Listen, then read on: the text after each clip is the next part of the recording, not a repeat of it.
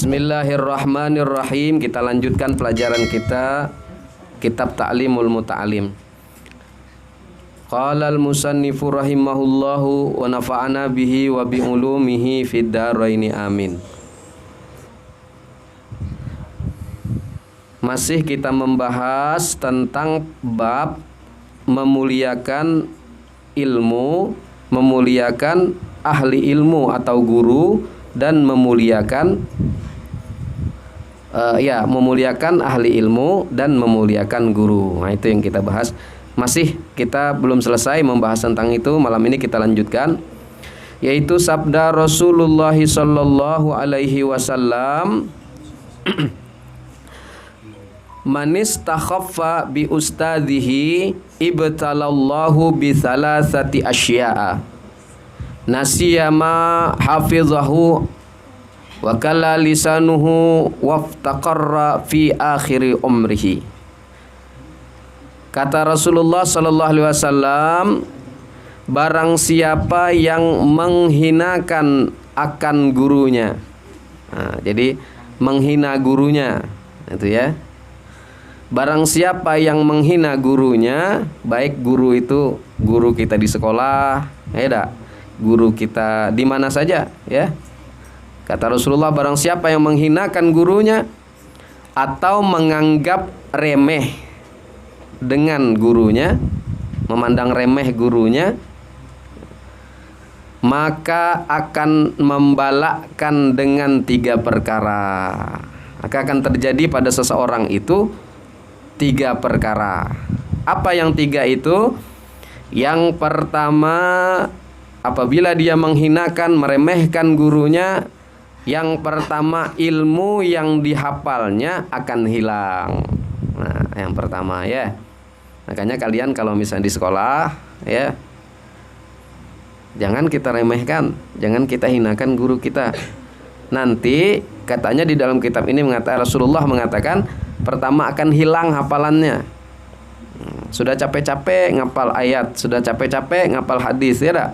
Sudah berapa puluh hadis yang dihafal, sudah berapa juz sudah, tapi dia tidak tidak memuliakan gurunya, bahkan menghinakan, bahkan meremehkan. Nah, maka kata Rasulullah akan hilang hafalannya. Itu yang pertama. Yang kedua, lidahnya tidak sepaseh dulu lagi. Nah, awal dia belajar paseh lidahnya tuh, enak ngomongkan menyampaikan ilmu-ilmu tuh gampang. Tapi setelah dia meremehkan, menghinakan gurunya, maka lidahnya tuh tidak sepaseh dulu lagi, berubah, menurun. Nah, itu yang kedua. Kemudian yang ketiga, di akhir hidupnya akan menjadi fakir. Na'udzubillah, tsumma na'udzubillah min zalik. Orang yang menghinakan gurunya, yang meremehkan gurunya, kata Rasulullah, yang ketiga hidupnya nanti di akhir-akhir tuh menjadi fakir, menjadi miskin, menjadi susah. Nah, kita tidak mau seperti itu ya. Biarlah awal-awalnya kita agak susah, tapi ujung-ujungnya kita dimudahkan segala-galanya, ya, rezekinya dimudahkan dan lain sebagainya. Nah, hati-hati ya. Nah, sekarang nih lah kita nih sudah belajar, kalian belajar, ada yang di pesantren, ada yang di sekolah, ada di yang SMA, SMP, ada yang di sanawiyah. Maka mulai saat ini tanamkan bagaimana kalian memuliakan guru. Jangan sampai menghinakan guru, meremehkan guru, apalagi menyakiti hati guru. Nah, itu nanti pada waktu tuanya kita akan merasakan kesusahannya. Ya. Nah, ini bukan siapa yang ngomong, Rasulullah Shallallahu alaihi wasallam. Nah, itu ya. Ingat, itu yang 3 itu. Dan telah diceritakan, dihikayatkan oleh orang bahwa Khalifah Harun ar-Rasyid. Nah, ini khalifah di zaman dulu bernama Harun ar-Rasyid, telah menyerahkan anaknya kepada Syekh Al-Asmu'i namanya. Ya. Dia punya guru anaknya tadi itu disuruh belajar kepada Syekh Al-Asmu'i namanya. Nah, supaya mengajarkan daripada Syekh Al-Asmu'i tadi, mengajarkan apa? Mengajarkan akan anaknya itu ilmu dan adab atau sopan santun. Maka melihat ia akan Asmu'i atau Syekh Asmu'i tadi, Harun Ar-Rasyid tadi, melihat dia kan Syekh tadi pada suatu hari mengambil wudhu dan membasuh ia akan kakinya. Bermula anak khalifah itu menuangkan air atas kakinya. Nah, anak daripada Khalifah Harun Ar-Rasyid tadi itu menuangkan air untuk gurunya tadi Bapak berwudu, ya. Dia tuangkan airnya, basuh kaki, basuh tangan dan lain sebagainya, ya. Nah, kemudian maka menegur daripada Khalifah Harun Ar-Rasyid akan Syekh Asmu'i tadi, karena pada sikap anaknya demikian itu. Maka berkata Khalifah Harun Ar-Rasyid, bahwa sesungguhnya aku menyerahkan akan anakku kepada engkau wahai Syekh, supaya engkau mengajari anak akan dia anakku itu, kata Harun Ar-Rasyid, ilmu dan adab, ya. Dia menyerahkan itu maksudnya untuk diajari ilmu dan adab. Apa sebabnya engkau tiada menyuruh anakku untuk menuangkan air dengan sebelah tangannya dan membasuh sebelahnya lagi, ya. Jadi kata Khalifah Harun Ar-Rasyid melihat gurunya Syekh Asmu'i tadi, ya, sedang berwudu dan yang membasuhkan memegang kalau di sini cantingnya, ya, memegang cantingnya itu, centongnya, ya, centongnya itu adalah anak daripada Khalifah Harun Ar-Rasyid tadi. Nah, ketika dia melihat itu, marah, ditegurnya gurunya tadi. Ditegurnya bukan dia marah karena perlakuan daripada Syekh, enggak. Malah disuruhnya lebih daripada itu lagi. Disuruhnya bagaimana? Disuruh oleh Khalifah Harun Ar-Rasyid itu supaya jangan cuman menumpahkan atau membasuhkan air ke kakinya, tapi coba suruh juga anak aku itu, ya, sebelah tangannya memegang centong itu membasuh kaki yang anggota wudhu tadi, dan sebelah kirinya ini mengusap-usapnya. Jadi tidak perlu syekhnya tadi itu yang mengusap, ya, mengusap dewek. Tidak perlu syekhnya tadi yang mengusap sendiri. Jadi coba katanya anak aku tuh suruh memegang centong, dan tangan kirinya nih juga mengusapkan. Disuruh ditambah lagi. Nah, inilah pelajaran dari hikayat seorang khalifah yang bernama Harun Ar-Rasyid yang begitu sangat serius ingin anaknya itu berbakti dan bersungguh-sungguh belajar ilmu, bukan sekadar ilmu tapi juga belajar adab dalam memuliakan gurunya.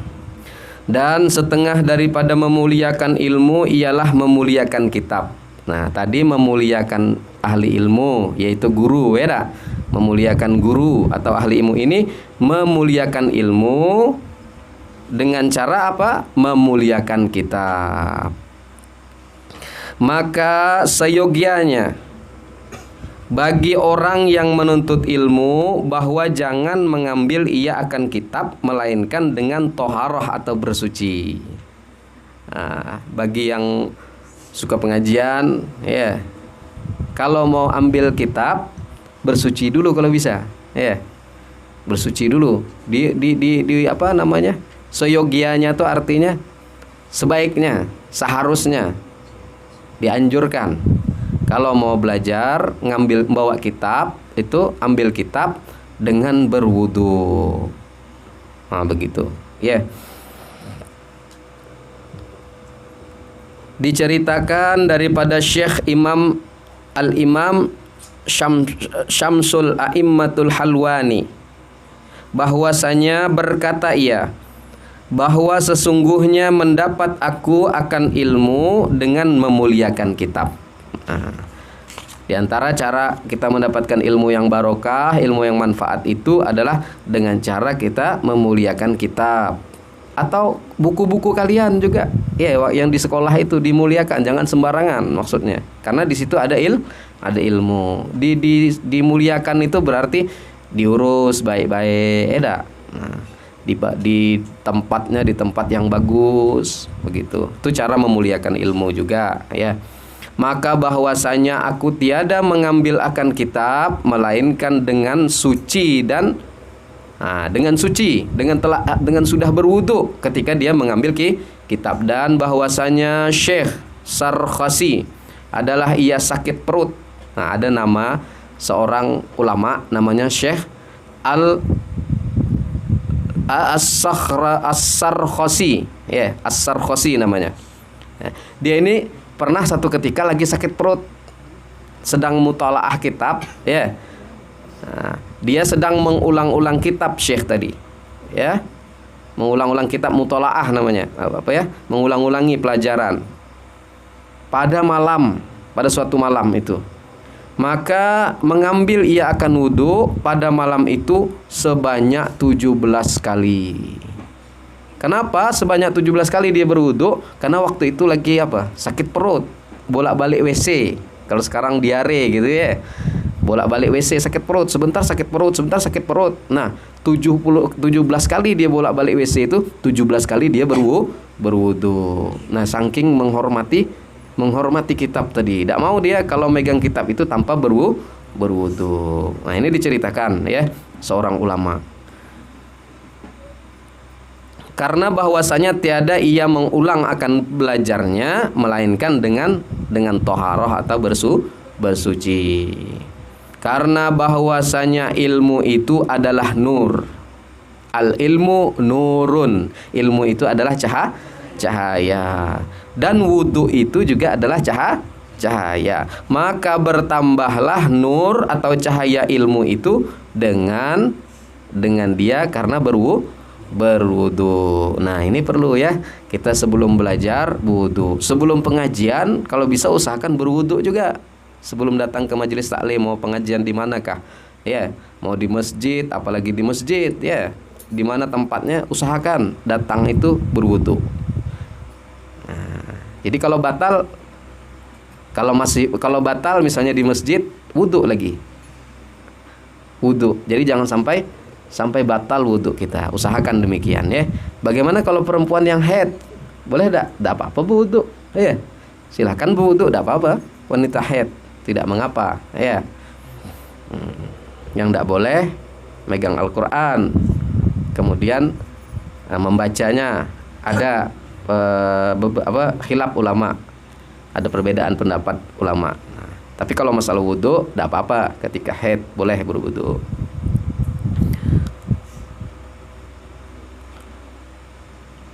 Dan setengah daripada memuliakan ilmu yang wajib bahwa jangan, ya,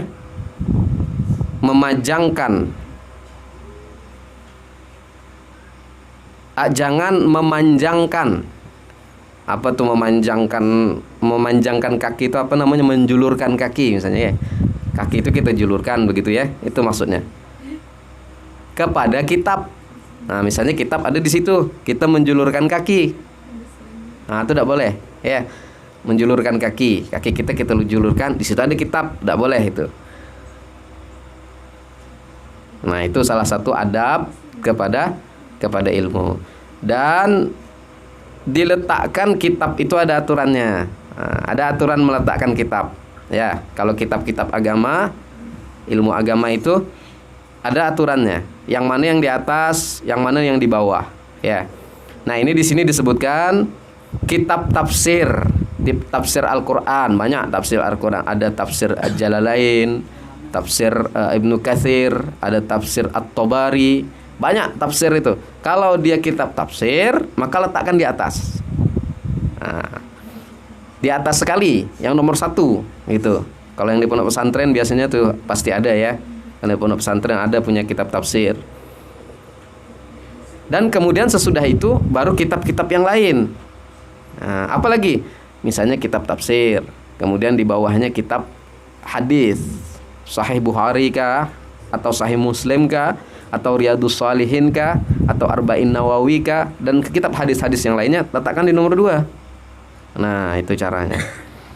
Baru kitab-kitab karangan ulama, kitab fikih Fathul Qorib, Fathul Mu'in, I'anatut Talibin, Safinatun Najah.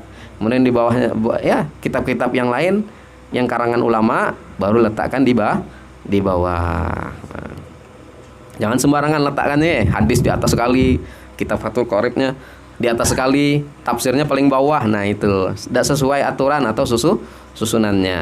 Nah, sampai begitu orang-orang yang berilmu, orang-orang yang menjaga tadi ya, beradab terhadap ilmu itu, sampai demikian dia. Sampai masalah meletakkan kitab juga diatur oleh mereka.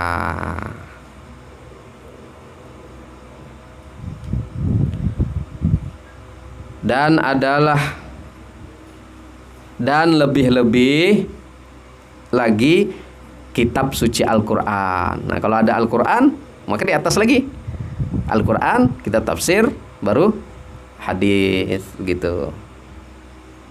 Dan adalah guru kami Burhanuddin. Nih pengarang kitab ini menceritakan ia daripada gurunya bahwa seorang fakih, orang yang fakih itu fuqaha, dia paham ilmu fikih ya, orang yang paham dengan hukum-hukum agama. Ia meletakkan tempat tinta di atas kitab. Maka berkata yakni Syekh, tiada mendapat engkau manfaat daripada ilmu engkau. Ada seorang fakih nih, orang alim lah ilmu fikih. Dia meletakkan tinta di atas kitab. Kemudian ditegur oleh gurunya. Ditegur ya. Maka engkau tidak akan mendapatkan ilmu yang manfaat kalau demikian, maksudnya begitu ya. Walaupun kita punya ilmu fakih, paham tentang ilmu agama banyak, tapi kita tadi tuh tidak beradab, tidak memuliakan ilmu dengan cara apa tadi katanya? Meletakkan tinta di atas kitabnya tuh, maka ilmunya tidak manfaat. Ilmu tidak manfaat itu banyak ilmunya, tapi orang tak ada jadi manfaat untuk orang, tidak banyak bermanfaat untuk umat. Bahkan dirinya pun tak bisa pakai.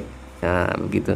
Nah, itu ilmu yang tidak manfaat. Dan adalah guru kami Fakhrul Islam yang masyhur dengan nama Qadhi Khani, wallahu alam bisawab. Nanti kita sambung lagi pada minggu atau malam Selasa yang akan datang.